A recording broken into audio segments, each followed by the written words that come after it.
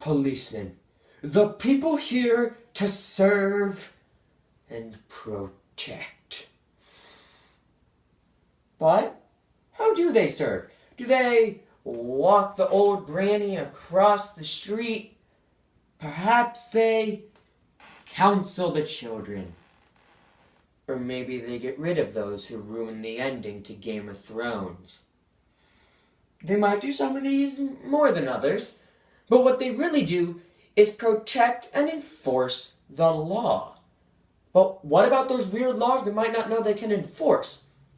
Like how in Arizona, if you're caught stealing soap, the policeman can legally force you to go into the shower and wash yourself with that soap until it's all gone. As Lisa Wojna wrote in her book, Weird U.S. Laws, Strange, Bizarre, Wacky, and Absurd, there's a staggeringly high number of odd laws in effect. So, let's look at the history and origins of some of these laws, how these laws came to be, and the implications of why if I lived in Eureka, California, and had a mustache, it would be illegal for me to kiss anyone. Okay, just to get personal for a second, my coach told me to use police puns to transition from point to point in my speech, but all the puns I came up with were awful, so I'm just going to give it a rest. I'll just talk about the past and present of some of these laws. Let's start with an older law. In Florida, if an elephant is left by a parking meter, you are not exempt from the fees and will be ticketed if the meter expires. John Ringling of Ringling Bros Circus fame moved his winter operations to Sarasota in 1927.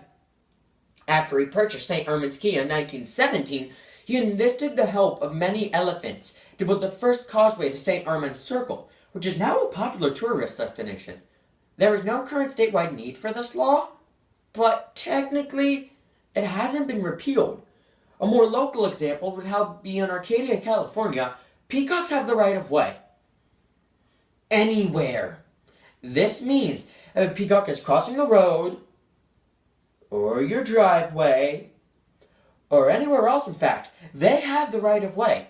This came to be after Elias J. Baldwin, the founder of Arcadia, came back from a trip from India with about 50 peacocks, which brought the beginning populations of peacocks to the area.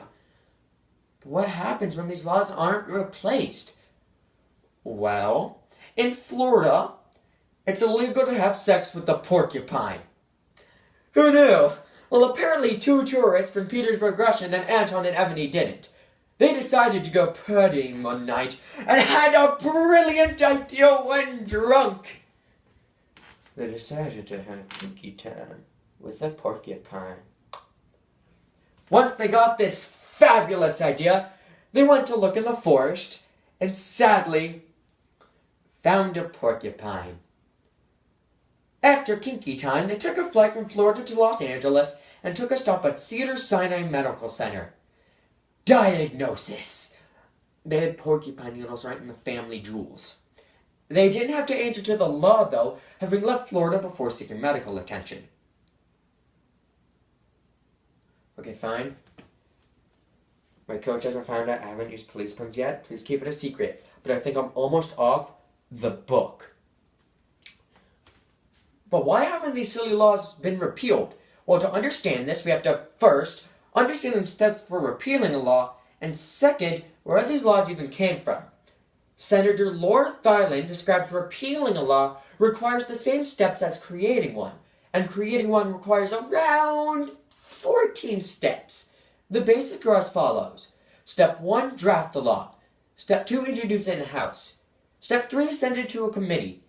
Step 4, the committee decides what to do with the law. Step 5, it goes to the Rules Committee. And Step 6, the floor takes action. And this goes on and on and on. This can cost a decent amount of money and take up to 2 years to be passed or failed. So the government and states basically think, instead of wasting time and money on a law that's not enforced and isn't even relevant, they'll just leave it as is. But why do we even need to repeal them? Where did they even come from?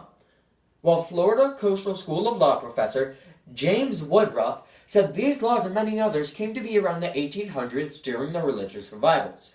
This was known as the Second Great Awakening. To be more specific, the Second Great Awakening was a Protestant religious revival movement in the early 19th century in the United States. After 1820, membership rose rapidly among Baptist and Methodist congregations whose preachers led the movement. But even if this was a religious revival and a push to bring morals to the USA, wouldn't someone have the common sense not to have sex with a porcupine?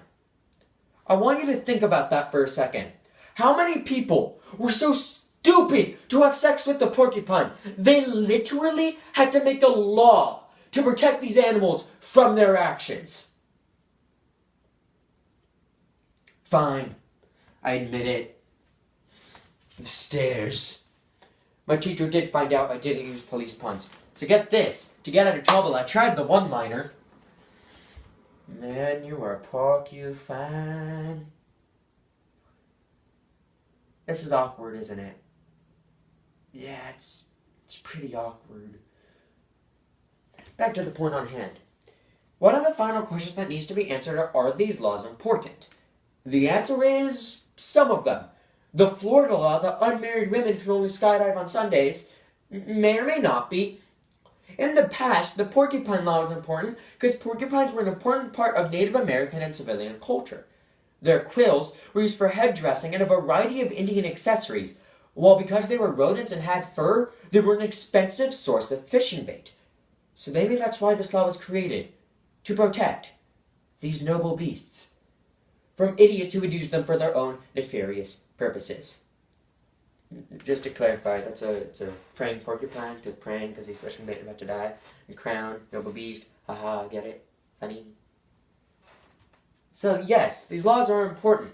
They're part of our history and can teach about the past and the Second Great Awakening. They can also bring our attention towards laws that require clarity in how they're written or defined. For example, did you know in a 50 square mile section of Yellowstone National Park, it is commonly stated you can get away with murder due to a loophole in our laws?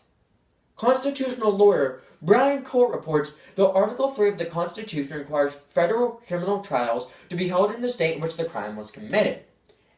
And the Sixth Amendment entitles federal criminal defendants to a trial by jurors living in the state and district the crime was committed. But if you commit the crime in the uninhabited portion of Idaho, it would be impossible to form a jury. And being federal land, the state would have no jurisdiction. Thus, the constant claims of a loophole for murder. However, being a national park, it is under federal law, and as we all know, murder is illegal. So, until this loophole is tested in federal court, we won't know if it is true for sure. These laws are important because they help us protect the land, the creatures, and the people we share it with. Today, we've looked at some of these silly laws and where they came from, their history and why, and we've analyzed why these laws are important and how they can help us be a better nation as a whole. Yes, some of these laws might be weird, wacky, and simply crazy like my main man Pee Wee Herman over here, but they give us knowledge on what was and what could be. In the wise words of Winston Churchill, if you have 10,000 regulations, you destroy all respect for the law. Let's look at that for a minute. Like how in North Carolina, a bingo game can't last longer than 5 hours. And in a speech and debate competition, an Expos speaker can't go for longer than 10 minutes. So, I think I'll end it here.